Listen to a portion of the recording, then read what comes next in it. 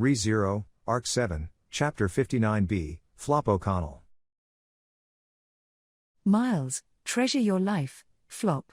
Self-sacrifices for morons. That was the advice Miles, the benefactor who had taken Flop out of a squalid environment, had given him. It appeared that the orphanage where Flop and Medium had spent their childhood was a much worse place than they could have even expected. A habitual saying of the grown-ups at the orphanage was that it was a place for children who had no family, no place to go, and no one to rely on, which provided them with a roof over their heads. Caretaker, you're blessed compared to so many other children who've got nothing to eat and no work to do. In fact, that was what he also thought. For him and his younger sister Medium, having been abandoned by their family, it was a harsh life of going through hell and back. In regards to food, they would eat grass, insects, and the occasional rabbit, which would cause great furor upon being caught.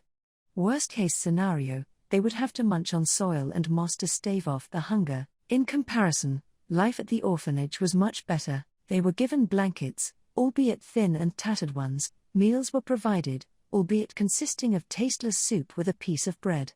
They were assigned with menial jobs where numbers mattered, and although they were beaten up by adults on a whim, it was only on occasion. There was some truth in the grown-ups' words of admonishment, that the outside world was much more painful. And so, the idea of running away did not even pop up. Be that as it may, he could not bear to expose Medium and the other children to the punches and kicks of the adults.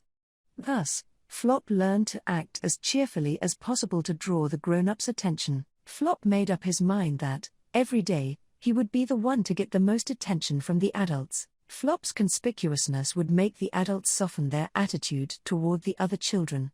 Even on days the adults were in a bad mood, it was Flop who, standing out as he did, would be the first target of the abuse. Standing out was a weapon in its own right. Loud voices and gestures, exaggerated facial expressions and mannerisms.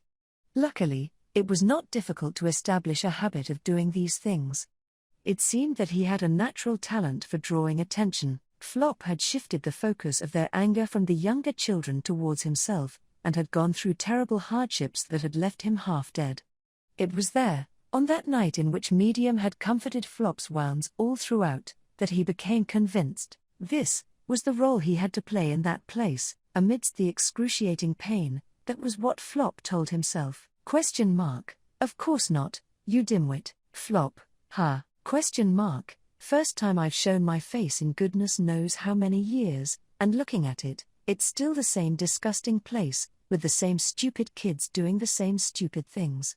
When it comes to crazy kids, Lil Ballet's more than enough. Having identified the role he himself should take on, Flop was prepared to shoulder the worst aspects of the orphanage. However, one night, Flop's plans were shattered abruptly. The person who had appeared mounted atop a flying dragon was not a person with a neat appearance, to say the least. He did not hide his ill-bred and violent nature, and the way he was ruffling his grey hair with irritation made Flop, even as a child, believe that he was the kind of person he would rather not have anything to do with. His features, reminiscent of a subservient rat, also contributed to this impression. A being around whom one should normally keep one's head down to avoid being punched. That person Miles, languidly betrayed Flop's unkind impression of him. Miles, I come from this institution like you all. Well, it was a horrible place even back then.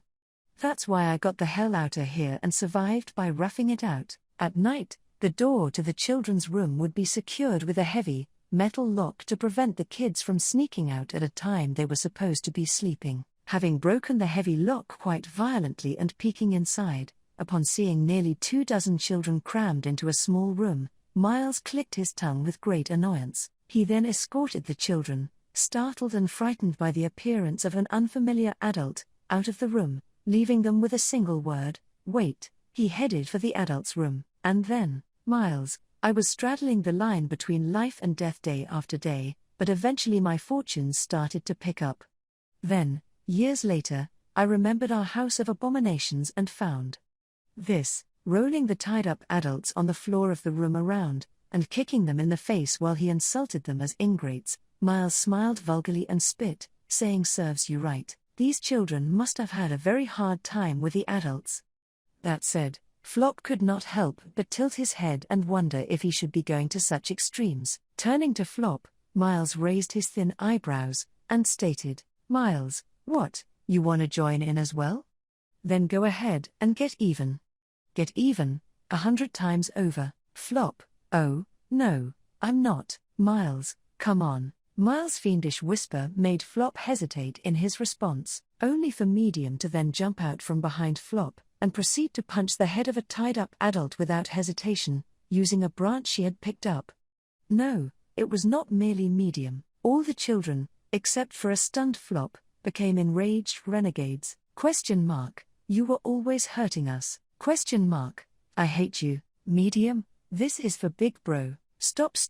So went the screams of the adults, bound and unable to resist, drowned by the children's screams of rage. They clawed at the grown-ups' faces, slapped them on the cheeks, and finally urinated on them, their pent-up anger exploding. Miles, wahahaha. Look at their faces. What a masterpiece. Flop, dumbfounded, watched the mutiny of his little sister and the other children, while Miles laughed hysterically at the vulgarity of it all. Flop really could not bring himself to laugh at it. He just kept darting his eyes about as the others made the adults go through all this, wondering what would happen to them now. Miles, well then, now do as you like. Or that's what I'd like to say, but I dunno if Countess Drakroy's gonna flip her shit at me if I abandon y'all. Looking around at the children after the conclusion of their emotional rebellion, Miles addressed his young juniors, now outside the facility.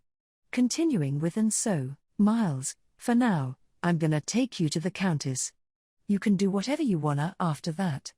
You don't really need to follow me though." Receiving Miles's crude invitation, the children looked at one another. Anxiety and perplexity emerged in their faces. Miles had stated that they were free to follow him or not, but that was a choice that neither Flop, nor the other children, had ever had before. Never had they possessed the right to choose anything, having followed the instructions of adults their entire lives. Therefore, upon suddenly being gifted that right, they were thrown into a state of confusion. Towards the children's hesitation, Miles shrugged his shoulders with an oi. "Miles, it's a little too late now, how pitiful. You've already made them pay their dues. You guys can choose what you want to do." Only once Miles stated so, did the children realize it for the first time. Just as Miles had said, they had already chosen to rebel. When all was done and dusted, none of the children opted to stay in the orphanage. Of course, although he had not been complicit, Flop could not say that he would stay in the orphanage that had wronged him as such. To begin with, Medium was quick to accept Miles's invitation, saying, "I'll go," urging Flop to join her as well, voicing out, "Let's go." There was no way Flop could refuse Medium's wish, or choose to part ways with his sister. For these reasons, a tad more passive compared to those of the other kids, Flop left the facility. He had done something outrageous, or perhaps, he had gotten himself involved in something quite outrageous. Regret tormented his heart. However, Medium, good night, Big Bro. On their way to Miles's master or whatever, the words hit him as he and his sister slept somewhere without a roof, wrapped in blankets brought from the facility. The sight of his sister, who abandoned herself to her relief. The view outside, devoid of the prison called shelter, he realized that no longer did he have to worry about being beaten or about his sister being brought to tears. Flop, sniff, and on noticing that, Flop cried. He cried and cried and cried, savoring the salty taste of his freedom. In the distance, wings flapping, flying dragons flew away, out into the grey cloud-covered sky. Zika remained watchful until the distant shadow was as small as a pea, lest it be a prelude to the next attack, and only then did he relax his body. For reasons unknown, the flock of flying dragons had retreated. Since the city hall had not completely fallen, there were two possible reasons for the retreat: either they had achieved the objective of their operation, or they had found themselves unable to accomplish it. From Zika's perspective, the former was preferable. Taking the dramatic events that had taken place during the intense assault, lasting only an hour or so into account, objectively, it seemed that the former was more likely. Zika, a sharp drop in temperature, and catastrophic damage to the southern part of the city. Running a hand through his own abundantly bushy hair, Zika touched upon two anomalies that he could not put a finger on. During the battle, the temperature within the fortress city had dropped in the blink of an eye, and then, once white snow began floating down, he doubted his eyes. Apparently snow was sometimes seen atop very high mountains, but if one were to see snow in Volakia, the occurrence would be expected to be accompanied by some sort of natural disaster. In other words, the snowfall that had occurred during the battle was nothing short of a natural disaster, but that in itself had worked out to be fortuitous for Zika and the others. Sudden changes in temperature made flying dragons vulnerable, even more so when it became colder. Their troublesome ability to fly had been noticeably reduced. Without it, the damage would have been much greater and more profound. However, Zika, what in the world was that white light? Uncontrollable destruction had obliterated the southern part of the city flat. It was something of an end-of-the-world spectacle. Even the term natural disaster was insufficient to describe it. Even though no further damage had followed, the city had been dealt a painful blow by that single blast. The chain of command had been thrown into disarray, causing the evaluation of the battle status to be delayed. Had the flying dragons pressed on as they were, it was possible that the city would have gradually fallen. For that reason, it was fortuitous and strange that the flock of flying dragons had retreated. Consequently, Zika speculated it may have had something to do with their enemies. Had someone struck a crushing blow to the enemy in place of Zika and his men, who were forced to defend the city? In that case, the most likely candidates would be Mizelda, the leader of the Shadrakians, or Priscilla, who had a proven record of defeating Arakia, a general first class. Whichever one of them had performed this deed. Zika, after all, women are wonderful. However, I do not want to take entirely for granted the shame of being protected behind a woman's back. The fact that women were superior was no excuse for Zika to be inferior. While women's splendor should be revered and loved, one's own shortcomings should be admonished. Anyway, ?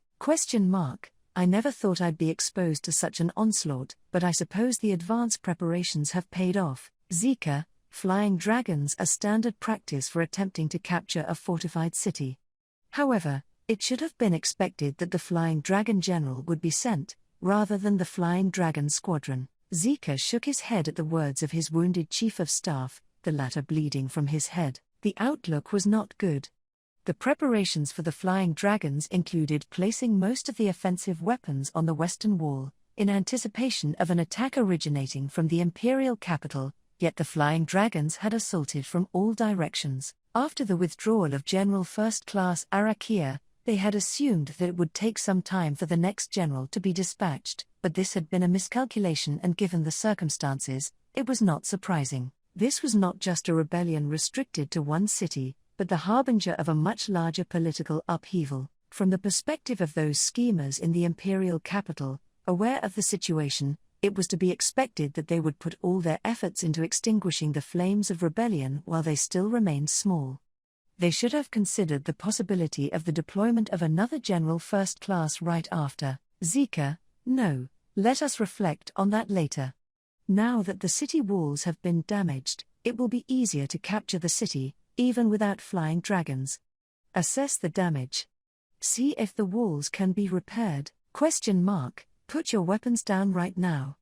That's an order. ? PFF, swiftly identifying the aspects to reflect on, Zika stored them in a corner of his mind. Just as he was about to check on the damage and rack his head over measures to be taken for the future, a sharp, tense voice shook the chilled air. Looking over, a figure could be seen, surrounded by those who had repelled the Flying Dragon's raid on the building used as the command post, that being the city hall. The weapons and attention that had been directed at the Flying Dragons until then, were now focused solely on the man glaring with a vicious attitude at those surrounding him. In both his hands were long swords, blood dripping from their tips. However, that blood was not that of humans, but of flying dragons. Zika, that is, Chief of Staff, he's one of the soldiers we sent out from the cellars to counter the flying dragons. Wielder of twin swords, Zika, yeah, I was watching too. That was quite the mighty fight. Hey, hold it, Zika, nodding to the Chief of Staff's point and extending his arms, commanded his men such. At Zika's command, one of his men raised his voice, General Second Class, Soldier, it's dangerous. I let him out of jail because of the situation, But, Zika, so you want to just throw him back in jail as soon as the threat of the flying dragons is over? As if he would just meekly accept that. The sacrifices we would have to make him go back are the bigger problem. Responding to his tense subordinate, Zika walked over to the man who had become encircled. The twin sword wielder's ability was considerably higher than that of the average Imperial soldier. In fact, without his inspiring performance, there was no certainty that they could have repelled the hordes of flying dragons that had raided the city hall. If that sword were to be pointed at them, it would cause more unnecessary damage. Zika, obviously, if you continue with such an outburst, your life will be forfeited as well. Which is why, what? Zika. To a Zika attempting to break the ice, the man responded with a sharp voice and demeanor. Instead, he pointed one of the two swords in his hands at Zika, and let out a ha. Together with a fierce smile, "Man, you want me to surrender so obediently? That's no different from what the rest of those guys are saying, right, General Second-Class Womanizer, Soldier, you dare taunt General Second-Class Zika." Zika was proud of his title, one which possibly sounded disgraceful, but there was a clear intent to ridicule it in the man's statement from just now. This caused Zika's men to become irate and hostile as a result, but Zika once again restrained them with one hand. "Zika, you are welcome to surrender, though that was not what I was attempting to suggest. Your work has been outstanding. Although we stand on different sides, the fact that you have contributed to the defense of the city is not diminished. Therefore, you will be released, man." "You serious?" "Zika, definite punishment or reward is a rule of Volakia, and the wishes of the Emperor. The Emperor of Volakia, who evaluated people on the basis of their ability and achievements, was the foundation of the Empire's meritocracy, a principle of loyalty that Zika, too, respected." However, as soon as the man heard Zika's answer, his attitude became blatantly prickly, the ghastly aura overflowing from his entire body and his eye as the right eye of the man was covered by an eye patch. He glared at Zika with his left, all of his emotions were conveyed through it. "Man, how can a rebel general who betrayed his emperor and the empire, joining forces with the enemy, be so shameless as to say that?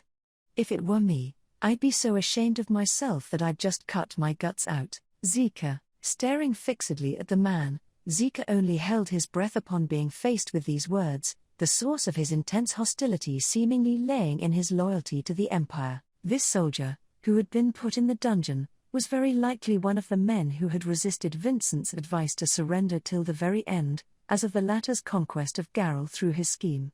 In other words, he was a man that adhered vehemently to the principles of the empire. "Then, Zika, if I were to inform you that I, like you, pledge unchanging loyalty to the empire and to His Excellency the Emperor, would you be willing to listen to me, man?" At Zika's question, the man opened his left eye wide and let out a boorish voice.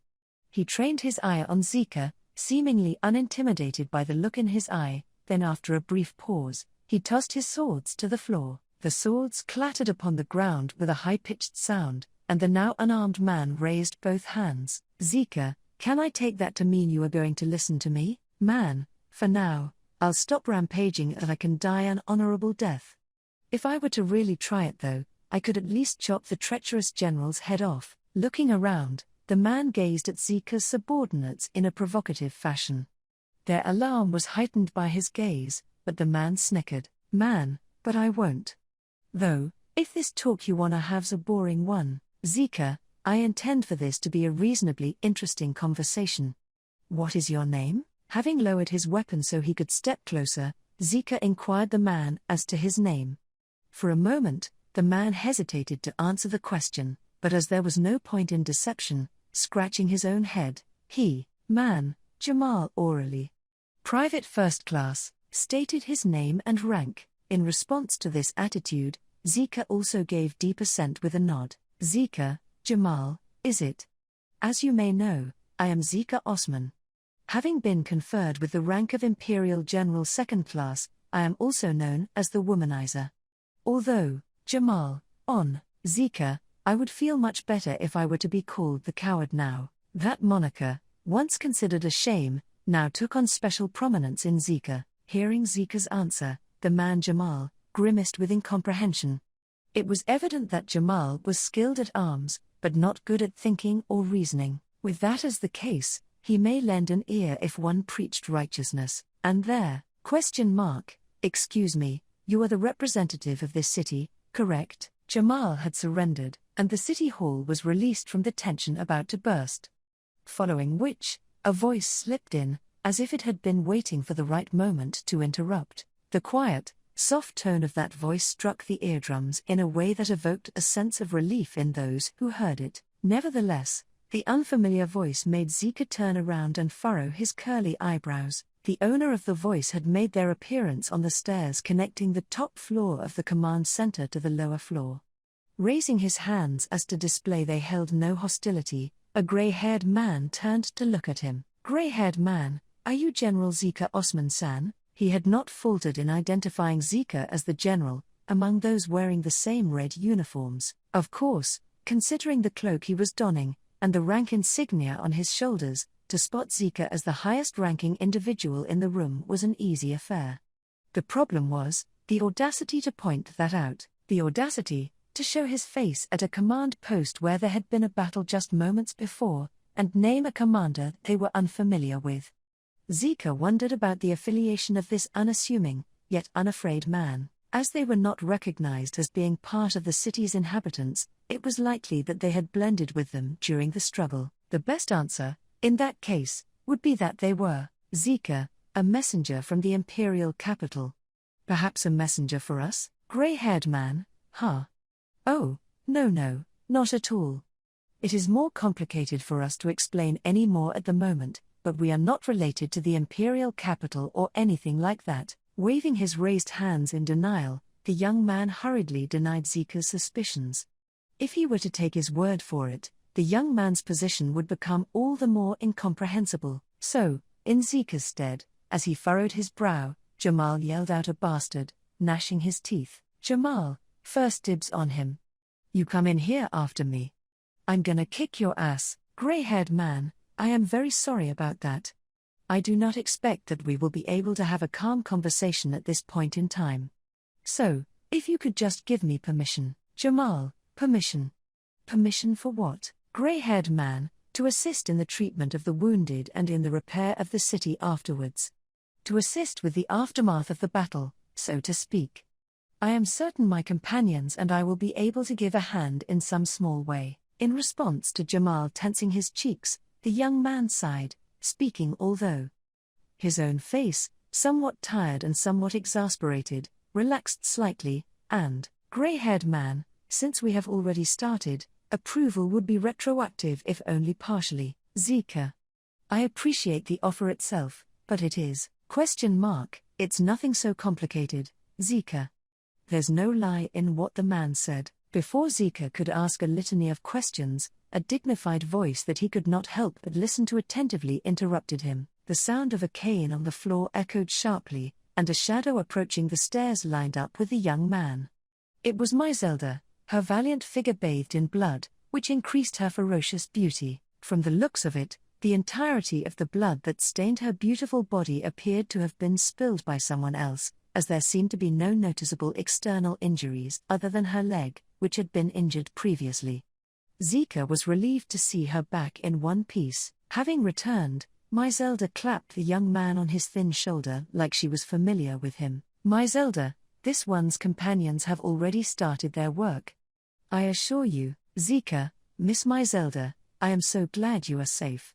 And him? Mizelda, I don't know him.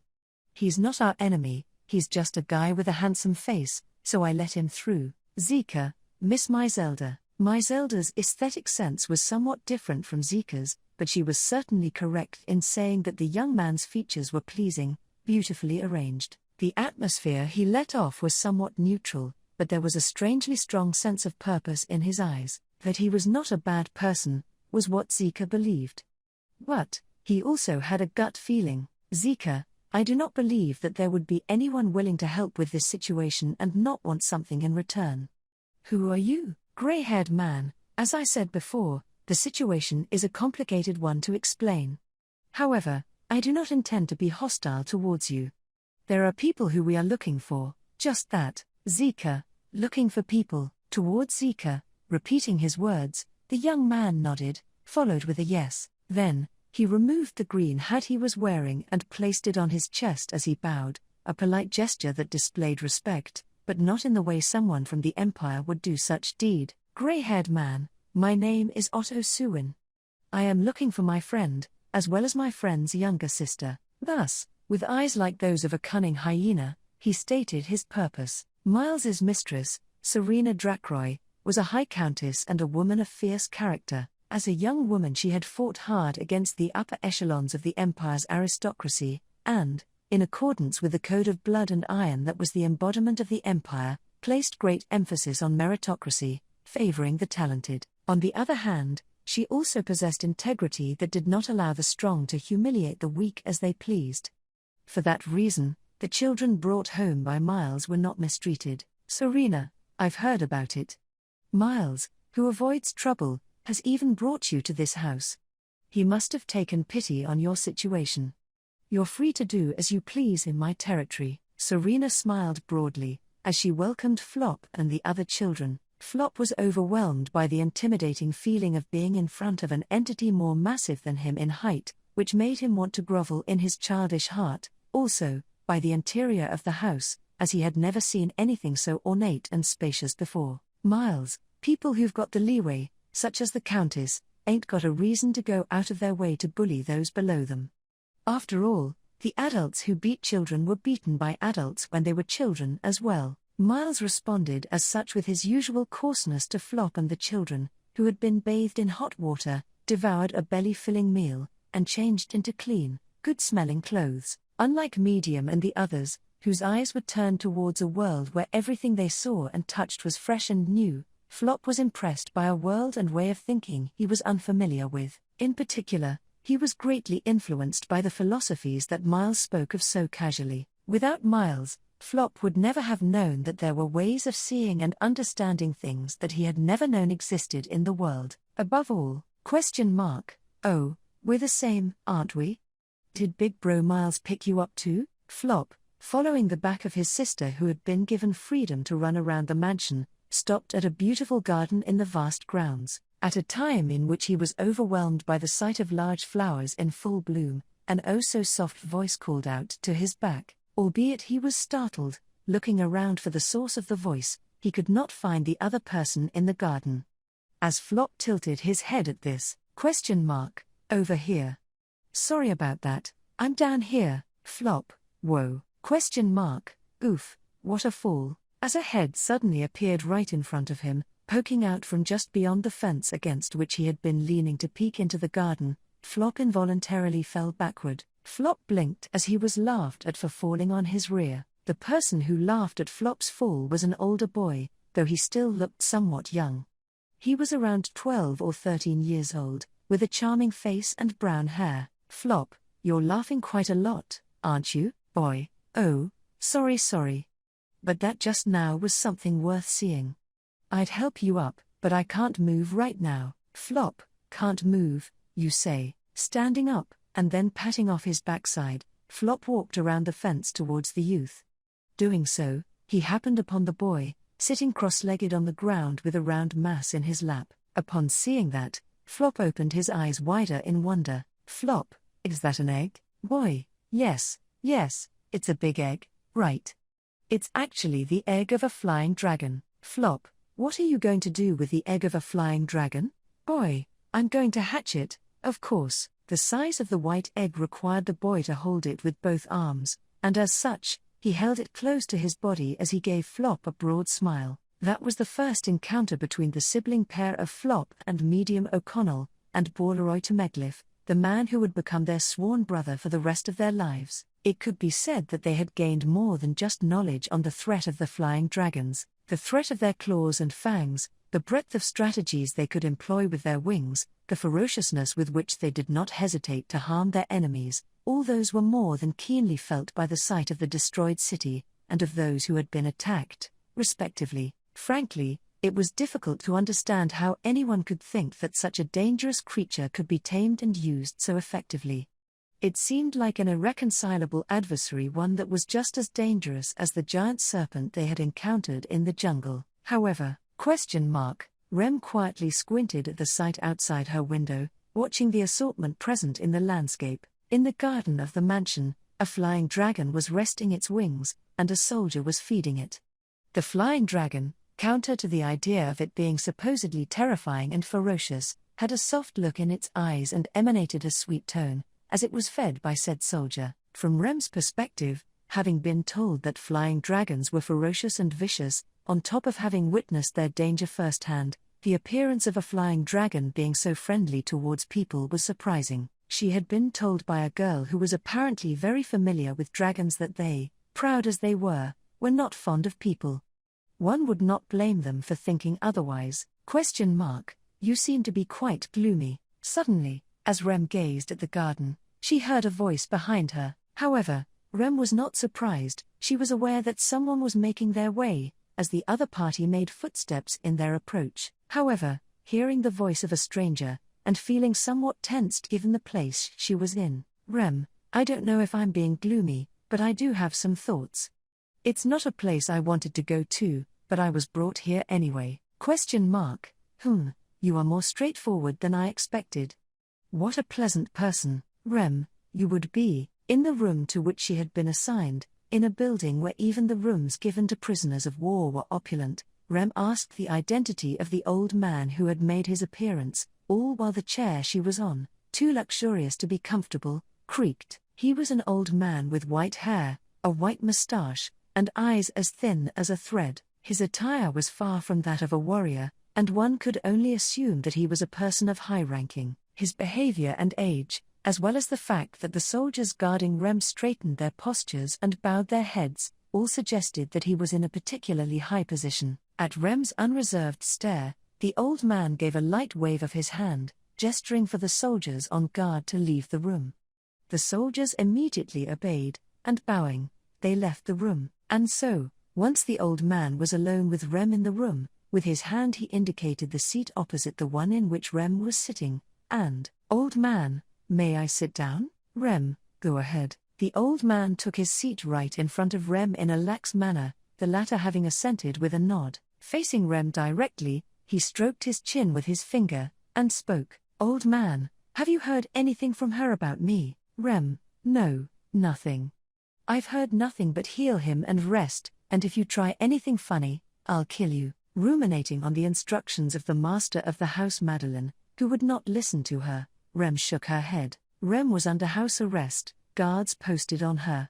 She had been given strict orders to not attempt an escape. While she had no intention of running away, it was true that it was not a very pleasant situation. The old man then nodded his head, responding with "I understand." "Old man, I possess a few issues regarding her attitude towards a guest. I shall give General First Class Madeline a word of caution." "Rem, you can caution her?" Rem was taken aback by the words of the unfamiliar old man. Having spent neither a long nor a short time with Madeline between the events at the fortress city and being brought to this mansion, Rem was annoyed at her lack of communication. Madeline was obstinate and headstrong, although her having a persuadable candor had been her saving grace. Rem, I believed she was someone who didn't like to be told what to do by others. That if someone were to tell her something, she would become angry and violent immediately, and having conveyed her own feelings to such an extent, Rem put a hand of hers on top of the other. Now that she mulled over it calmly, she felt ashamed of herself, wondering what kind of face she was making as she declared that, as a person who had once broken another person's finger because she had not hearkened to what they had to say. However, the old man broke a slight smile at Rem's self-reflection with a "Old man, contrary to your expectations, you are not mistaken in that. Even if it pains me to hear it. In fact, she failed to follow my instructions correctly this time as well. However, Rem, old man, this time, though, another factor was seemingly more important than the whims of General First Class Madeline." The old man maintained his lips relaxed, but the hint of a smile had disappeared from the tone of his voice. Rem held her breath for a moment as she was shot by his gaze, something beyond those narrow, penetrating eyes seemingly assessing her. The gaze had eloquently regarded Rem as another factor, and that factor had brought undesirable consequences for the old man before her. "Rem, who are you?" "Old man, I apologize for the late introduction. I am the Prime Minister of the Sacred Volakian Empire, Bastets von Dalphon. Rem, Prime Minister, Bastets. The old man Bastets reverently bent at the waist in response to the question. As soon as Rem heard his name and position, her cheeks became even stiffer, and she tensed her shoulders even more. She remembered hearing both the name and the position. Rem, so, you are, Bastets? Yes. I am the enemy of His Excellency Vincent Abelux. Rem, he asserted such without hesitation, and once again Rem was left unable to carry on speaking. It was an affirmation of what she already knew, but she had not expected it to be spoken in such a straightforward fashion. Additionally, at the same time, this was a major problem which she had gotten roped up in, regardless of whether she liked it or not. The fact that she had ended up being brought to the place closest to this maelstrom was something she could not help but conceive as being terribly out of place and ironic. It should be Abel, Priscilla, and Subaru here, and not herself, to begin with. With that point in mind, Rem was glad that Subaru was not at this place. Rem, had he been here, he definitely would have been reckless on his own. There was no room for doubt about the black-haired boy's quick thinking and his ability to stretch the boundaries of one's imagination. Even in this situation, he would cause outlandish events beyond Rem's envisionings. In that sense, it was a good thing he had not been in the city at the time of the Flying Dragon's raid. It was unlikely that he would have been able to do anything about it, and would only obtain even more injuries. However, I wonder, when he learns that I was taken away by Madeline, how he will feel. So terrible was it, that Rem's chest was tormented by the pain of the sharp blade that was her imagination. Rem. So you know that Abel-san is the real emperor, correct? Forcing herself to ignore the pain of the deep cut remaining in her heart, Rem asked Bastets a question. To that, he responded with a curt yes. Bastets, of course. Allowing him to escape was a blunder, but after that, things have been proceeding according to plan. Or should I say, they were. As, in fact, the destruction of Garrel was left unfinished. Rem, why did you do that to Abel-san? I can't imagine what it must be like to come up with a resolution to do something like rebel. Is it because of Abel-san's personality? Bastets, we do not seek individual personality in the Emperor, the pinnacle of the nation. Personal feelings and attachments are trivial, from the perspective of running a nation. If there is anything to look for, that would only be competence, and the trust and performance of a person able to fulfill their responsibilities. Shaking his head leisurely, Bastets responded with an emotionless voice and expression. The tone of his voice never wavered, the expression on his face never changed in the slightest. Rem's lack of life experience, coupled with Bastets's superior communication skills, made it impossible for her to read his inner thoughts. He was emotionless and therefore lying, or he was being truthful, which was it? However, it was her opinion that she wanted to believe what she was told, that Abel's character had not been the reason for raising a rebellion. Rem had witnessed the blood and death of so many in the fortress city. Not only those who had died, but also Rem herself, would not be convinced that Abel's bad character was the reason for it. Therefore, Rem, are you saying that you ousted Abel-san because he's unfit to be emperor? Bastets, ousting was not my intention. That is merely hindsight. Rem, what about Abel-san was lacking? I don't know the burden that the position of emperor carries, nor the abilities required, but I believe he is an excellent person. Rem wondered to herself why she felt compelled to defend Abel, but Rem chose her words to convince the nagging feeling inside of her. In fact, his capability to fight aside, Abel stood out for his wit and his stores of wisdom. The fact that Mizelda, Zika, and even Subaru were willing to follow his reasoning, was evidence that he also possessed the leadership skills to convince others of such opinions. Although she did not understand the particulars, Rem believed that was a quality of those standing at the pinnacle, as well, and that would be something necessary for the one at the highest seat in the nation. That, Bastets, I have yet to hear your name, Healer Dono. Rem, it seems, Bastets, Partly because of animosity toward Bastets, she informed it as some sort of hearsay. Rem had already accepted that her name was Rem, understandably so. Ever since she had identified herself to Priscilla with poise or from the time she allowed Subaru to call her that. Anyhow, Familiarizing his tongue with Rem's name, Bastets let out a small exhale, and then, Bastets, Rem Dono, how many successors do you believe His Excellency the Emperor has at present? Rem, Six. Says. Ah, you mean children, is that it, Bastets? Yes. As Bastets nodded serenely, Rem pictured Abel in her mind. Rem had no memories, but that did not signify she had lost all the knowledge acquired before she lost them. Rem had also kept the knowledge of how human beings reproduced. However, it was doubtful that Abel would be able to establish a relationship as proper as that with another person.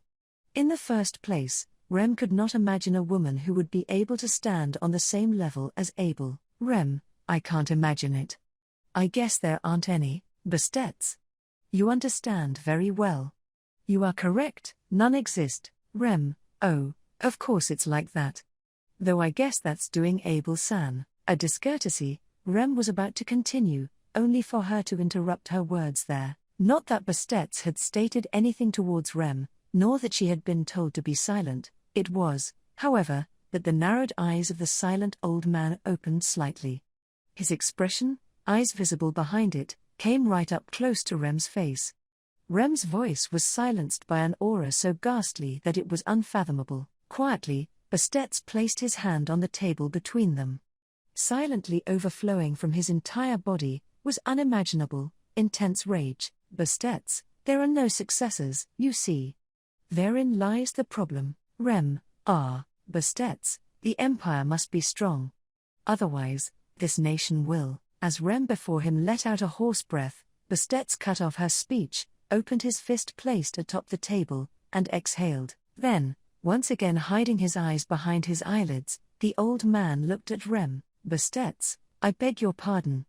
This is the first time I have been a rebel, and I must say that I have become slightly agitated. Rem, why are you saying this now, to me? Bastets, Rem, telling me all this wasn't necessary. Bastets's words were loaded not with emotion, but with something much weightier and clearer. Rem did not feel that it had been a lie, but that was exactly why she was questioning him.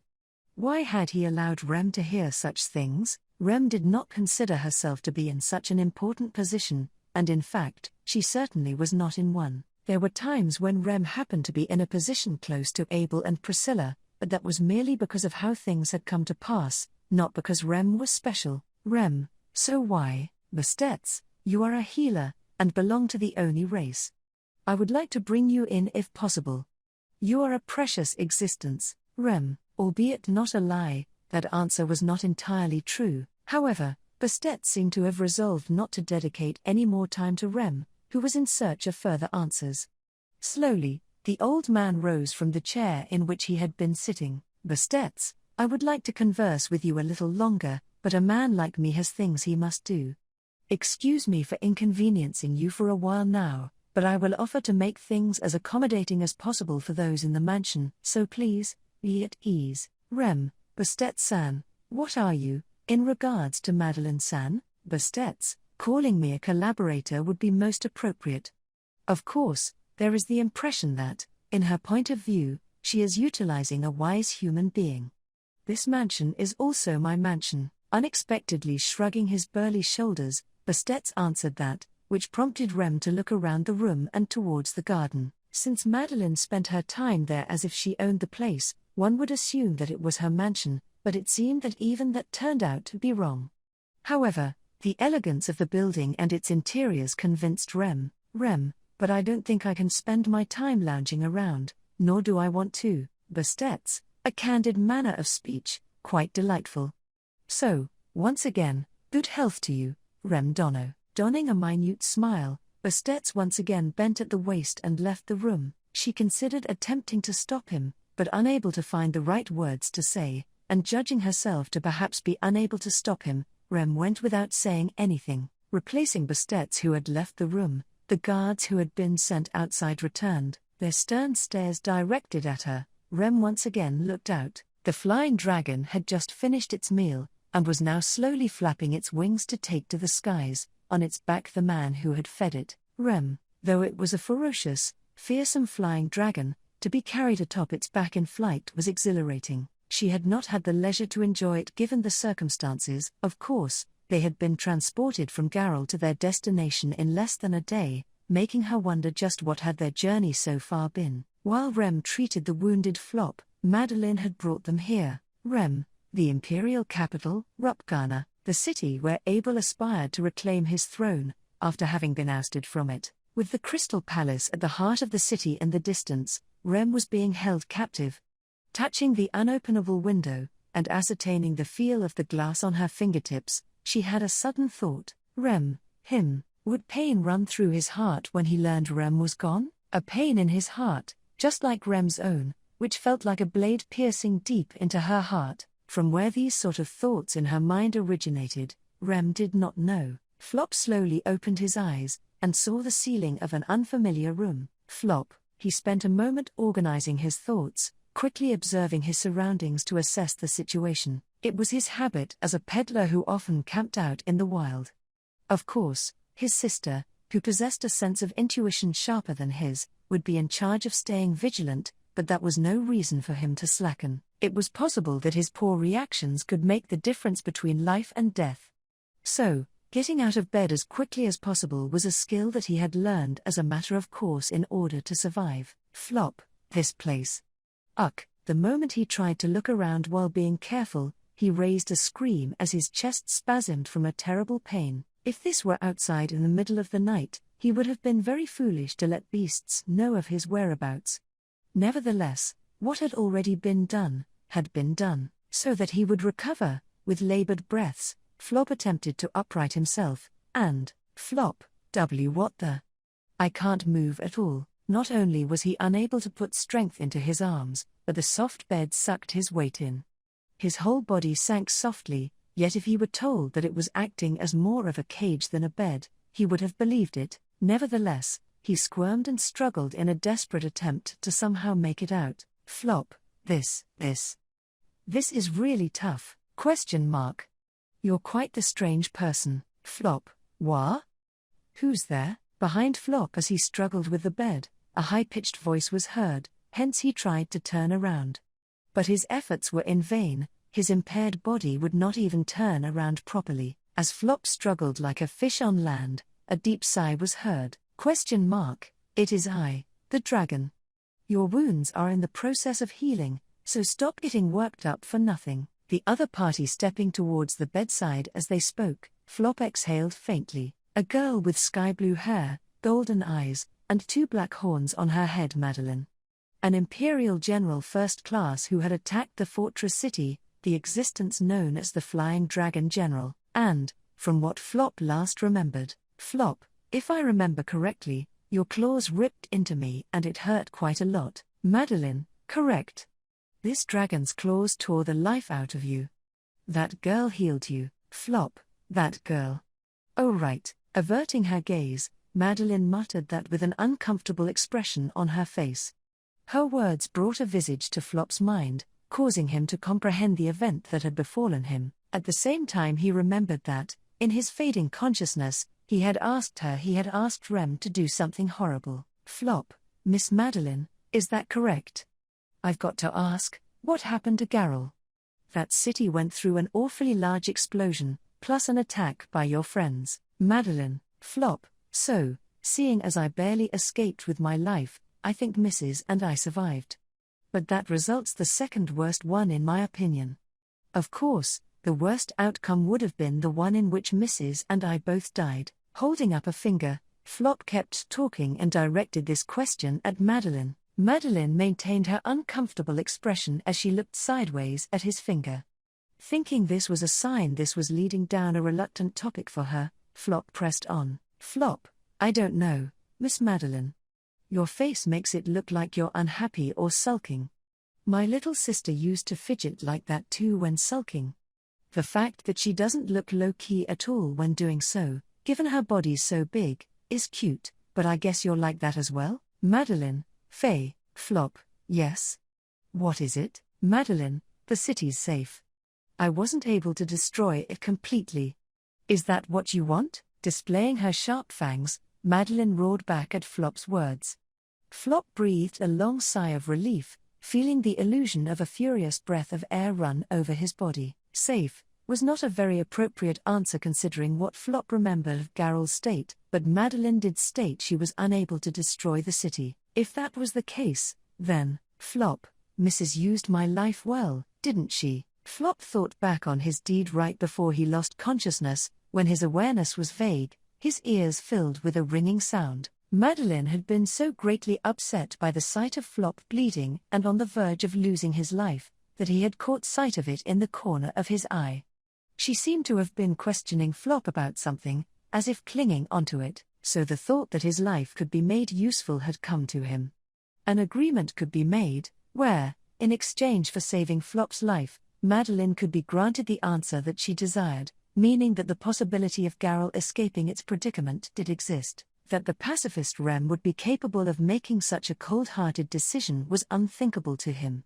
It must have put a tremendous burden on her, even though, considering the current situation, it appeared she had been successful. Flop, where's Mrs., the one who healed my wounds? Madeline, she was brought along as well. That was the condition I, the dragon, proposed, and she accepted it. This dragon keeps her promises. I'll make sure she keeps her promise to this dragon, too. Flop, promise, Madeline, this. Flop was relieved to hear that Rem was safe. But then an ornament bearing the fang of a beast, or rather, the fang of a dragon painted red, was pushed into his view, a precious item that Flop usually wore around his neck, and carried with him without letting it part from his skin. It was held against the tip of Flop's nose, as he laid prone on the bed. Flop, oh, you picked that up for me? Thank you so much for that. It's a very, very precious thing. I'd be incapable of living on just fine and make myself look happy. That's why, Madeline, Carillion, Flop, reaching out, Flop attempted to retrieve the fang. But Madeline easily dodged Flop's hand and, instead of returning the object, she uttered a name. The name caused Flop to hold his breath, and Madeline continued, Madeline, this is Carillion's fang. Why do you have it? Twice Madeline voiced Carillion. He had unmistakably heard that name. It would be impossible for him to mishear it. Because that name was, Madeline, answer. Why do you have Carillion's? Flop, I was there when Carillion was born. I thought up its name together with them. With Big Bro Miles and Balaroy. Madeline, HK, Flop, when its fangs were replaced by new ones, we received one as a commemoration. It was proof of the bond with my sworn brother. My family. That's why my sister and I have Carillion's fangs. Quietly, Flop replied, as if lifting the lid on a precious treasure chest deep inside his heart. He responded to the questions about the origin of the flying dragon fang swinging in Madeline's hand.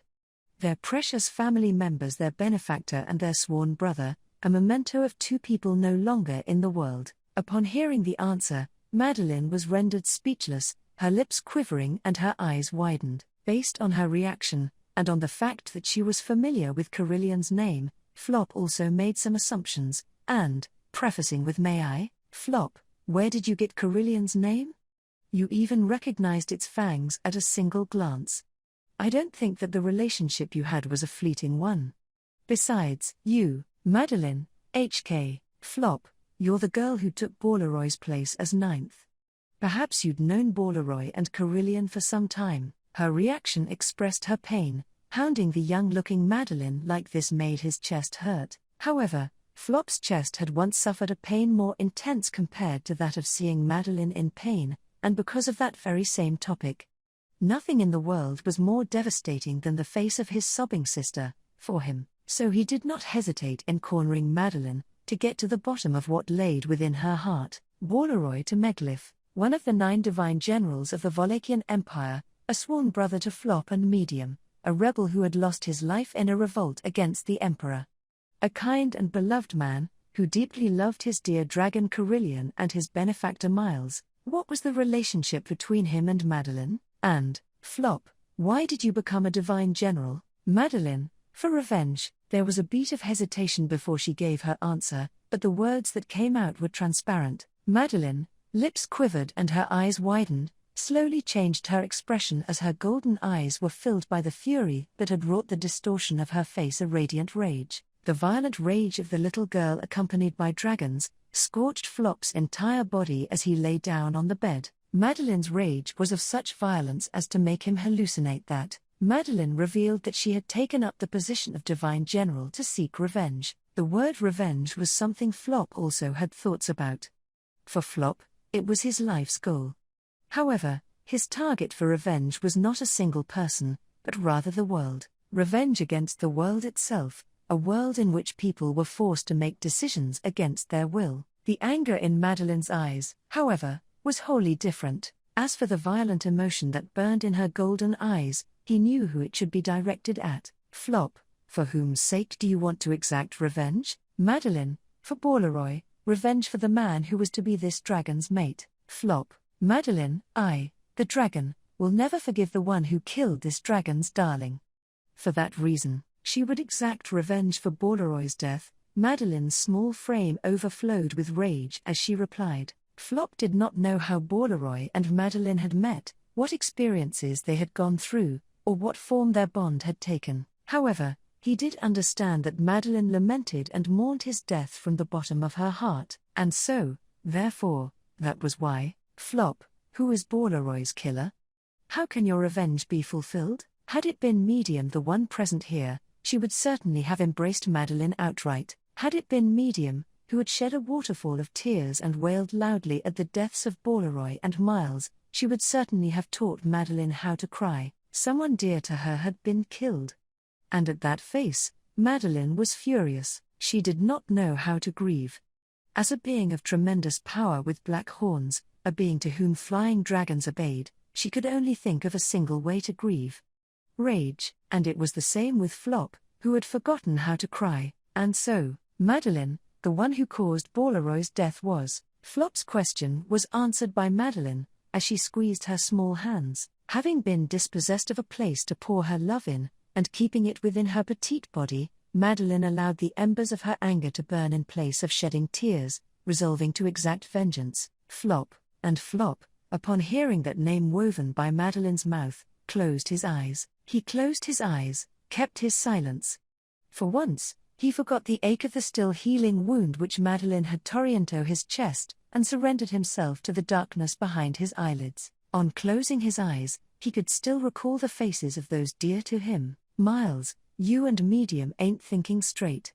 You should have stayed with the Countess. I won't be able to take care of y'all. Balaroy, this is Big Bro Miles's way of showing his concern. If you stay here, you'd be able to take care of them as long as you wanna. He's not very upfront, is he? Miles, shut your trap, lil ballet. Those who get ahead in life don't turn back halfway. Balaroy, no, I ain't cut out for this. I'm more suited to spending time here with Miles, Flop, and Medi. Ain't that right? This brought back fond memories of Balaroy, who had gone out of his way to come from afar and stop by on the day of their departure, and Miles, as well as those two's late-night exchange. With a big wave of his hand, he and Medium both left the place that had taken care of them for so long, and, finally having arrived at the imperial capital, Flop O'Connell's blue eyes were alit. With those eyes of his lit up, his lips weaved words. They were, Flop, the person who would be Balaroy's killer would be Mr. Chief. No, the Emperor, Vincent Volakia.